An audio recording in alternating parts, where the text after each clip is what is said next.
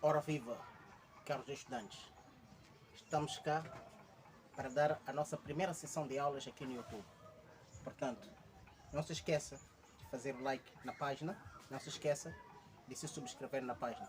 Isso dá mais forças para darmos continuidade a esse projeto. Portanto, a nossa aula de hoje tem como tema Introdução à Eletrostática. Portanto, falar de eletrostática, o que é a eletrostática? Eletrostática é a unidade da eletricidade que estuda cargas estacionárias ou cargas em repouso. A eletricidade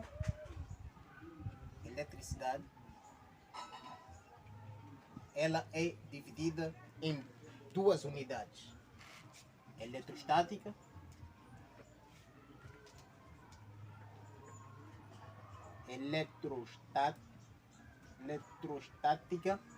e a eletrodinâmica. A eletrostática é a unidade da eletricidade que estuda cargas em repouso ou cargas estacionárias. A eletrodinâmica estuda cargas em movimento. Portanto, como estamos a introduzir a eletricidade, vamos começar exatamente por estudar as cargas em repouso dentro da eletrostática. Portanto, como estamos a falar de carga, é importante que o caro estudante perceba o conceito de carga, perceba a origem dessa designação de carga. E para perceber isto, nós temos que recuar um pouco o tempo e voltar nas discussões da Idade Clássica sobre a constituição da natureza. Então, no âmbito dessas discussões é que foi descoberta este elemento que aqui estamos a designar de cargas elétricas. Portanto, antes de aprofundarmos, temos que recuar um pouco e trazermos à tona essa discussão histórica sobre o átomo e sua constituição. Portanto, vamos a isso. Muito bem, pessoal.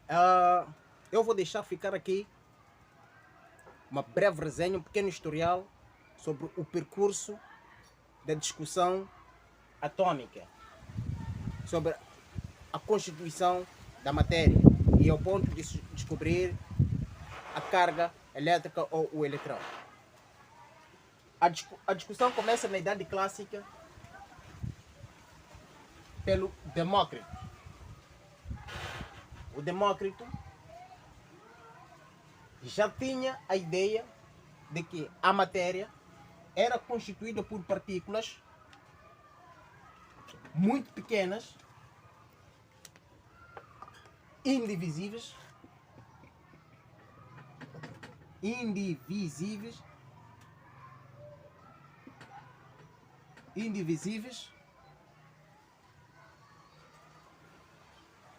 vírgula, e invisíveis.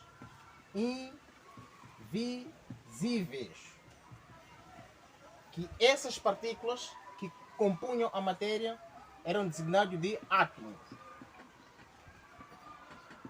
ou simplesmente indivisíveis. O termo átomo do grego significa indivisível. Pairava em paralelo nesta idade clássica o pensamento do grande filósofo Aristóteles. Para o Aristóteles, a matéria era composta por elementos da natureza em proporções diferentes, e isso fazia com que ocorressem as reações químicas. Elementos da natureza como a terra,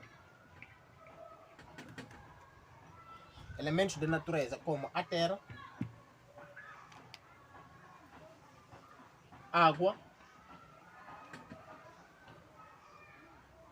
o fogo e o ar. Este foi o pensamento do Aristóteles, de que a matéria era composta por elementos da natureza, que acabamos de fazer menção. Para o John Dalton aparece e reforça o pensamento de Demócrito, que a matéria era composta por partículas ínfimas. A última partícula que compõe a matéria era o átomo. A última partícula que compõe a matéria era o átomo. E que este átomo era indivisível, invisível, indestrutível, impenetrável. Então, essas foram as características dadas por John Dalton sobre o átomo. Impenetráveis,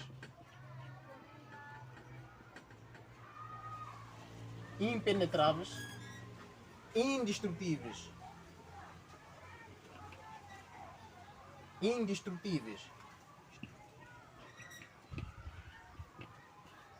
e que não pode se criar.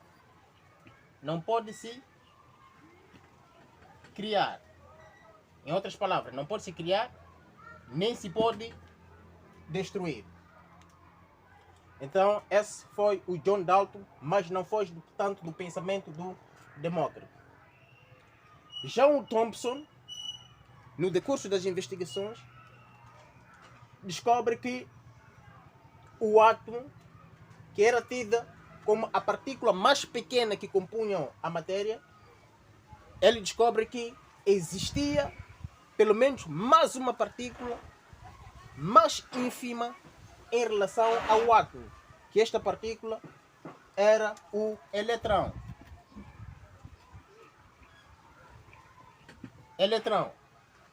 Em outras palavras, o Thomson descobre o eletrão e que esses eletrões estavam distribuídos uniformemente dentro do átomo.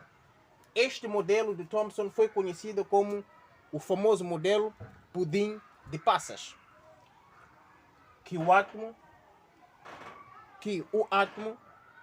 tem forma de uma esfera maciça que dentro continham os eletrões distribuídos uniformemente. Este modelo foi tão famoso e é designado até hoje modelo pudim de passa do Thomson. No decurso das investigações, das pesquisas, aparece o Goldstein. Este descobre mais uma partícula dentro do átomo. Goldstein descobre mais uma partícula dentro do átomo, que é o próton.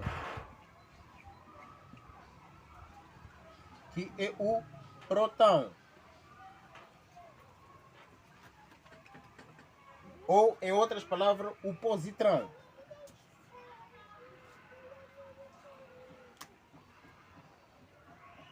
Goldstein descobre o positrão. Então, para além do átomo, ou para além do Thomson descobrir o eletrão, este senhor vem e descobre que dentro do átomo, com a estrutura proposta pelo Thomson, também continham partículas de cargas positivas.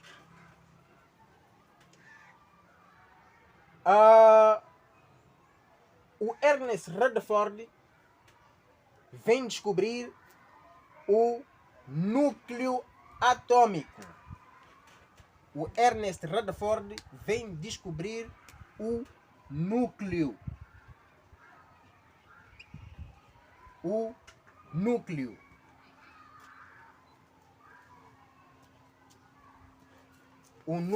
atômico. Então, que o átomo era forma de uma esfera e dividida em duas regiões. A eletrosfera,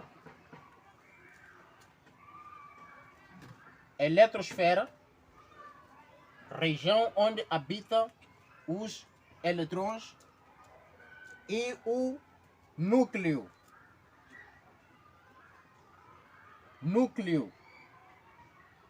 a região central onde habitam partículas de cargas positiva, que são os prótons. Essa descoberta vem ser feita pelo Ernest Rutherford. E depois aparece o Chadwick. Este senhor descobre que dentro do núcleo do átomo contém uma outra partícula. Dentro do núcleo do átomo contém uma outra partícula. E esta partícula chama-se de neutrão. Chama-se de neutrão. Então, este senhor vem descobrir aqui o neutrão, que é uma partícula que está dentro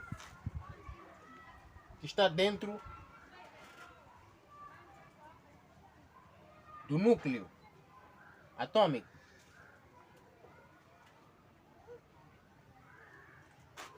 E finalmente, o último modelo do Niels Bohr.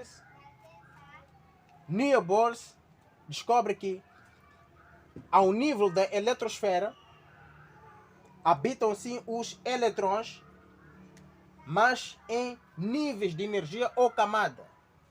Os eletrões não são distribuídos uniformemente, eles estão em camadas ou órbitas. Então o Niels Bohr vem descobrir órbitas.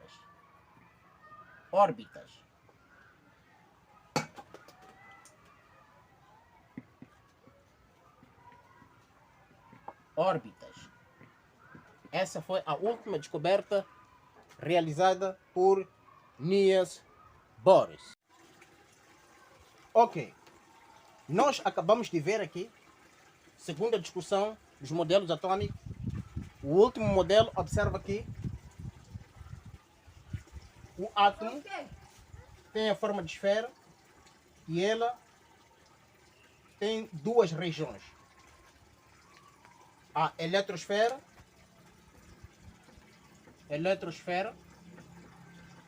que é a região onde habita os eletrões, segundo os níveis de energia que nós estamos a apresentar aqui. E temos a região central, que é o núcleo atômico. Dentro do núcleo atômico, nós encontramos partículas de cargas positivas,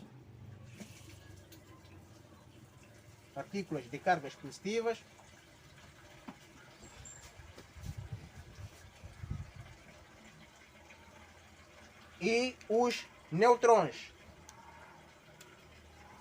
Partículas de cargas positivas e os neutrões.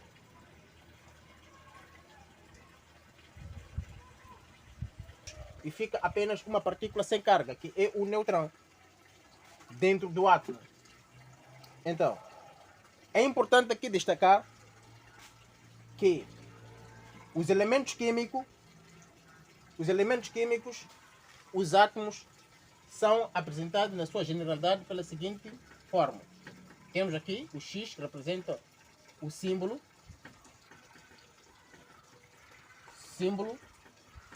do átomo. Temos aqui A, que representa a massa do átomo ou massa atômica. E temos aqui o Z, que representa o número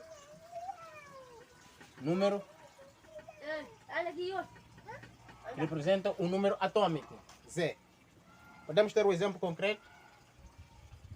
Cálcio 20, 40. Então, cálcio é o símbolo, 20, o Z é o número atômico, 40 o número de massa. Ok. O número atômico, nós como podemos observar aqui o Z. O número atômico é igual, o Z é igual ao número de eletrões. Por sua vez, o número de eletrões num átomo é igual ao número de prótons. O número atômico é igual ao número de prótons, cargas elétricas negativas, e cargas elétricas negativas dentro do átomo é igual a cargas elétricas positivas. Então vamos conferir qual é o número atômico deste elemento que estamos aqui a apresentar. E vamos conferir apenas quantos eletrões, porque o número atômico é igual ao número de eletrões. Então temos 1, 2, 3, 4, 5, 6. 1, 2, 3, 4, 5, 6, 7. Começamos por aqui. 1, 2, 3, 4, 5, 6, 7. São 7. Então, Z é igual a 7 protões. Por sua vez, é igual a 7 protões. Podemos conferir. 1, 2, 3, 4, 5, 6, 7 protões. Ficou? Ah, professor, por que está a contar esse eletrão que foi neutralizado? Um neutrão, já dissemos que dentro do neutrão nós temos partícula positiva e temos partícula negativa. Temos partículas positivas e temos partículas negativas. Então, como eu sei que no neutrão nós temos partícula positiva, então vamos conferir todas as partículas. E dissemos que o Z, número atômico, é igual a número de eletrões ao nível da eletrosfera e é igual ao número de prótons dentro do núcleo. Se houver uma dúvida, meu amigo, nós temos espaço lá embaixo, nos comentários, podes colocar, eu hei de apreciar e voltarei aqui para fazer mais um vídeo especial para responder às questões. Muito bem. Vou apagar aqui para gerir o nosso quadro. O nosso quadro é muito pequeno, mas vamos melhorar. Estamos a trabalhar neste sentido. Muito bem. Em outras palavras, nós aqui podemos dizer o seguinte, que o número atômico Z é igual a número dos nucleões. Voltando, vamos esclarecer isso. O E, cargas elétricas positivas num átomo, é igual a cargas elétricas positivas. É igual ao número de prótons. E prótons estão dentro do núcleo atômico. Em outras palavras, as cargas elétricas negativas devem ser igual ao número dos nucleões. O que são nucleões? Nucleões são todas as partículas que estão dentro do átomo. Neste caso, que é igual a próton mais o neutrão.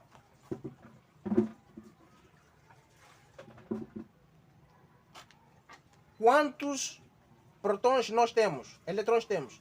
Temos 7. Quantos prótons temos no núcleo? Atenção! Quando somos especificados o número de neutrões dentro do núcleo,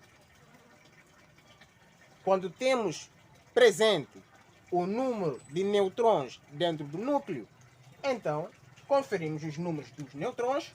1, 2, 3 neutrões. 3 neutrões. E os positrões temos... Onde é que temos positrões? Não temos aqui o filtro de cor vermelha, mas temos aqui, como é que simbolizo? Num triângulo temos um positrão, segundo positrão, terceiro positrão, quarto positrão. Então temos 4 prótons mais 3 neutrões. Então isso é igual a 7 nucleões. Não sei se perceberam, meus amigos. Se nós somos apresentados que no núcleo temos tantos neutrões e tantos prótons, então vamos somar o número dos nucleões, porque essas partículas estão dentro do núcleo. Mas se não nos for apresentado o número de prótons, aliás, o número de nêutrons, vamos conclusivamente, tendo o número atômico ou tendo o número de eletrons e procurarmos saber o número de prótons, conclusivamente o número de prótons é igual ao número de prótons. Simples quanto a isso. Não sei se fiz confusão. Caso haja confusão, pode escrever aí. Muito bem. O outro elemento que eu quero deixar ficar aqui é: no estado fundamental, no estado normal, o átomo é eletricamente neutro. O átomo é eletricamente neutro. Isto por quê? Porque acabamos de afirmar aqui que o número de eletrons é igual ao número de prótons. O efeito da carga negativa dentro do átomo é neutralizado com o efeito da carga positiva do mesmo átomo se as quantidades forem iguais. É tipo haver forças de mesma intensidade aplicada no sentido oposto. Anula-se, é igual a zero. É por isso que o átomo no estado fundamental, nestas condições onde o eletrão é igual ao próton, em termos de quantidade, então esta carga é eletricamente neutro. Este átomo é considerado eletricamente neutro. Mas existem situações em que temos carga eletricamente carregada. A situação em que a carga é neutra, vou fazer aqui o esboço. Vamos considerar que aqui temos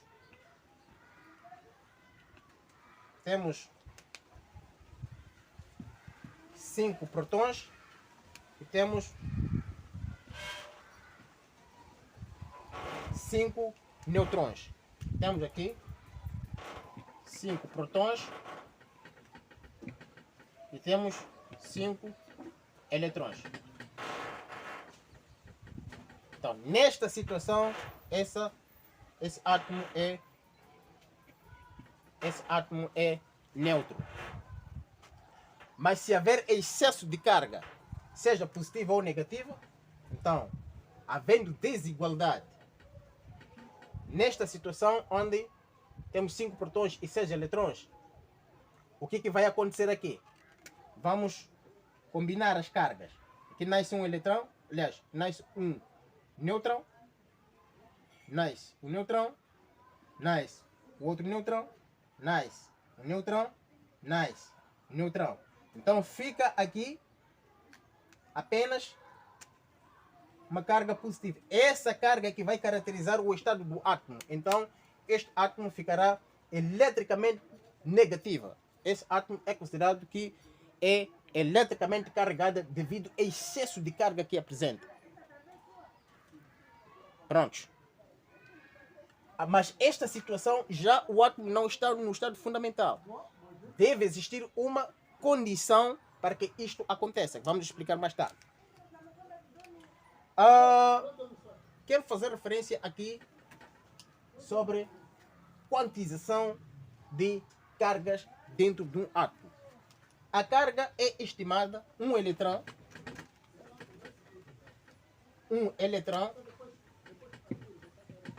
tem carga quantificada em menos 1,6 vezes 10 elevado a menos 19 Colombo. Colombo é uma homenagem ao físico que dedicou o estudo da carga, o Colombo. Temos aqui a carga do eletrão. É estimada a intensidade da carga do eletrão, o módulo da carga do eletrão, é estimada em 1,6 vezes 10 elevado a menos 19 Colombo. Então, nós se queremos saber num átomo,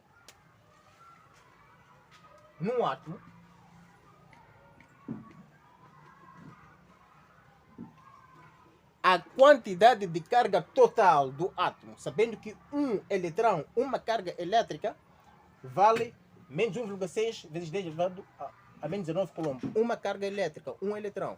Então, se queremos estimar a quantidade de carga de todo átomo, como é que isso vai ficar? Existe uma expressão matemática para tal, que diz que a carga é igual ao número das cargas elétricas, ou número dos eletrões, vezes a carga do eletrão. Esta é a equação matemática para expressar, para determinar a quantidade de carga total dentro de um átomo. Portanto, neste caso, a carga será igual ao número de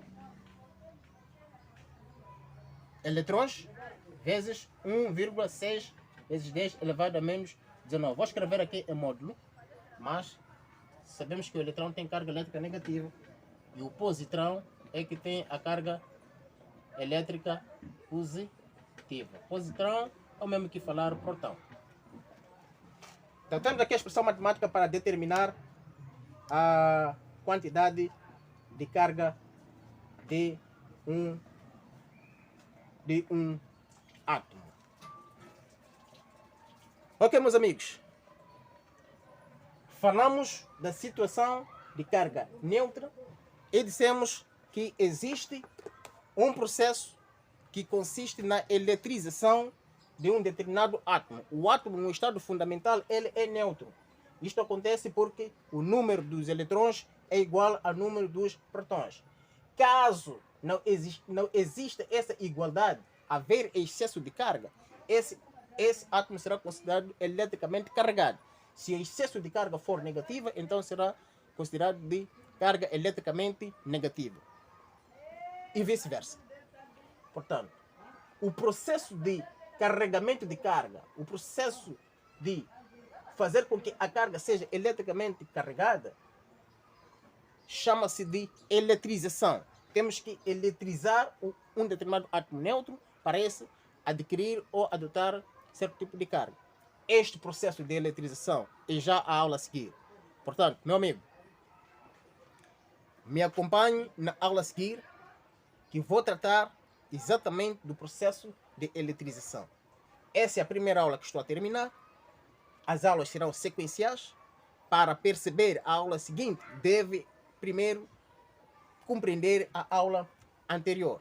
Então, assista esse vídeo o quanto tu puderes, aonde que não viu bem, aonde que tem dúvida, volte a repetir o vídeo, assista o quanto quiser. Se persistir a dúvida, escreva lá nos comentários qual é a dúvida, e eu hei de prestar atenção, hei de voltar para explicar, e depois dali você vem no outro vídeo que eu vou explicar o processo de eletrização, e assim sucessivamente vamos andar. Meu amigo, eu quero te pedir um favor especial. Não se esqueça de subscrever o canal, partilhar o canal, colocar o like. Isso dá-me força para voltar cada vez mais com vários temas para discutirmos aqui e tornar a sua vida de estudante tão simples. Muito obrigado, pessoal. Até o próximo vídeo.